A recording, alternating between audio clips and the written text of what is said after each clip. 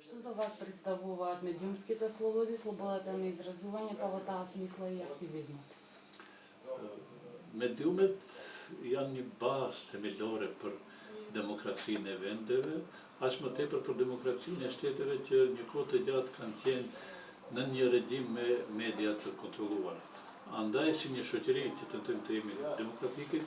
duhet të japim rëndësi më të madhe lirisë së mediave, sepse me media të lira do të kemi edhe qytetarë më të informuar dhe me këtë edhe qytetarë që do të dinë për të drejtat e tyre,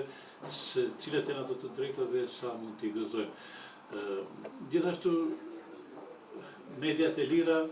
në kuptojmë edhe informim të lirë dhe të mirë të qytetarëve. Jetojmë në një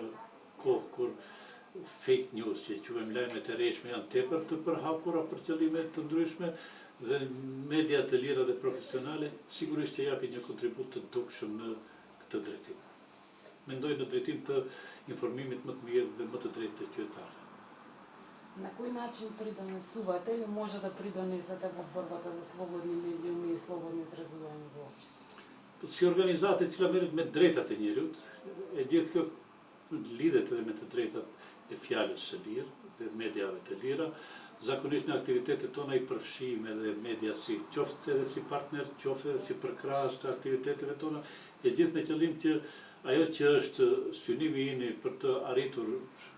që të drejtat e njerëzit të jenë më të përhapura në shoqëri, të njëjtat të përfshijnë edhe media si pjesë përbërëse aktiviteteve tona të përditshme. Mediat i kemi partner më të besueshëm dhe më të sigurt në drejtim të përhapjes së qëllimeve tona në shoqëri. Дали досега сте се соочиле со притисоци од политички и бизнес центри на МОК и како се справувате со истите? Asociacioni për Iniciativa Demokratike ishte një kohë të gjatë në një presion të vazhdueshëm nga qartje të ndryshme politike këtu në Maqedoni. E gjithë kjo kemi parasysh periudhën turbulente të vitit 2016-2017, me që rast lakohi emri i organizatës tonë atë që ishte demonizimi i shoqërisë civile, desorosizimi i shoqërisë civile, kështu që e shifshim veten në lista të shumta që këto qartje i përhapnin në opinion, i dërgonin në Amerikë, i dërgonin tek donatorët që përkrahin iniciativat tona, por nuk i dhamë rëndësi të madhe, aq më tepër i injoruam plotësisht këto sulme që na vinin si organizat, aq më tepër i bënim basë se kemi një organizatë e cila